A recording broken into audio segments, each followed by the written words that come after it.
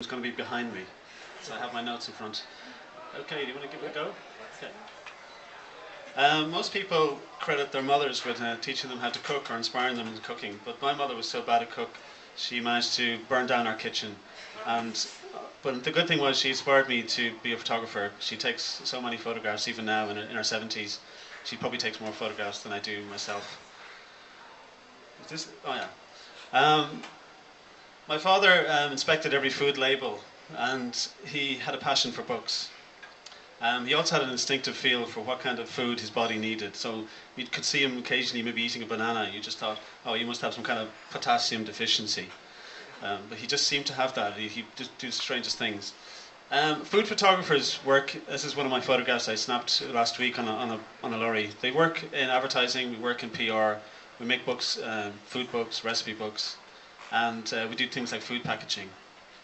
So it's quite a varied role, working for lots of different companies like Super Quinn and Tesco's.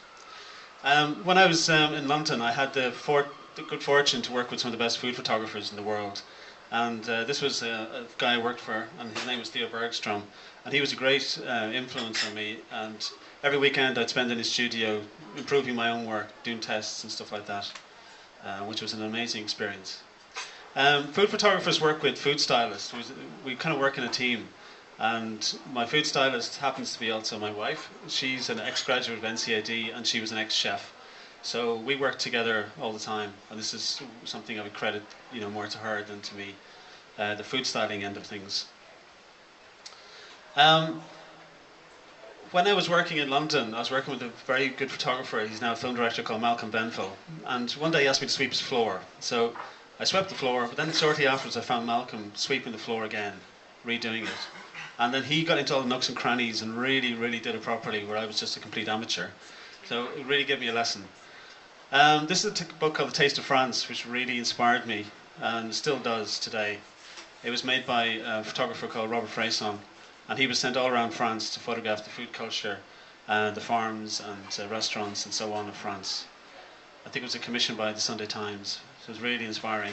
This is more from The Taste of France, which really inspires me, and just even the simplest things, how the compositions of really simple things can be very, very inspiring. And the fact that they were not glamorous, there was nothing glamorous about these photographs, they were just very authentic. They had a sort of integrity to them, and that's what I really loved. And Robert Fresson as well, you could see he wasn't afraid to put like dead rabbits into his pictures, dead birds, things that other people even then weren't doing, they were afraid to do. It was a very sort of French approach really, but very inspiring. The next 3 slides, we will see my own photographs and how they're sort of inspired by Fresson, and this is one of them from Longueville House. Very rustic as well, very classical kind of subject. It's hard to talk about food photographs.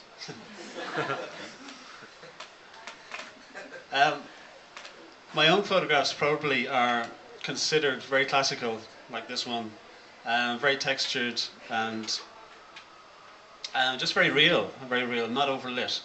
So that you'll see the kind of influence of Fresson. They're not very kind of glamorous shots you see sometimes in magazines that are very overlit and stuff like that.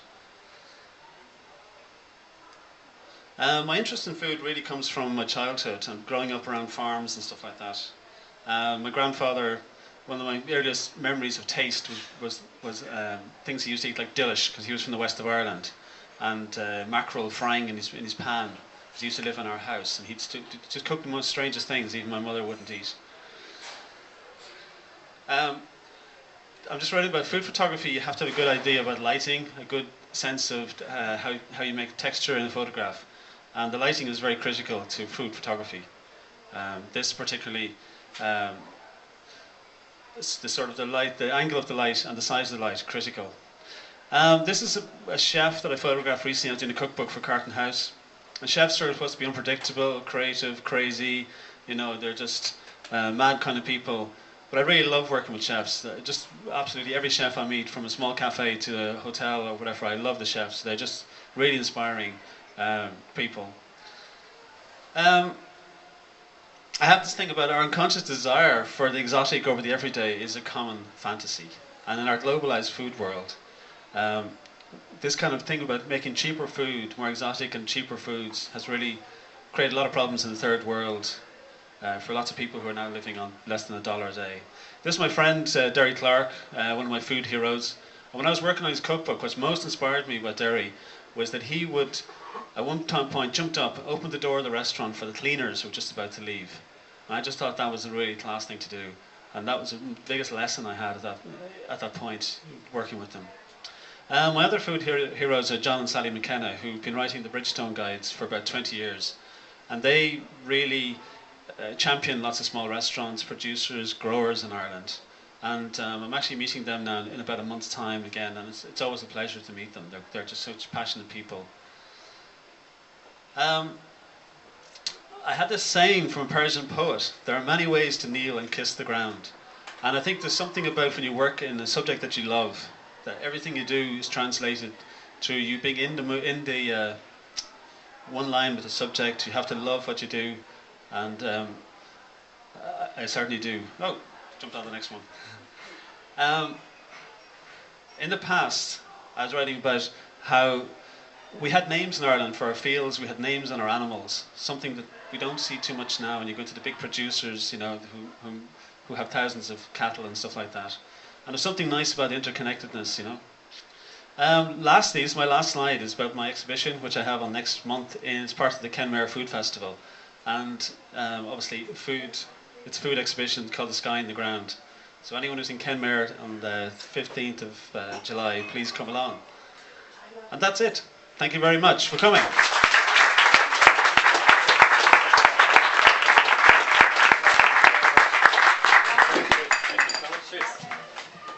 Mike O'Toole, everyone. All right. Thanks so much, everyone, for coming along. What I'm going to do now is, before I bring on the next act,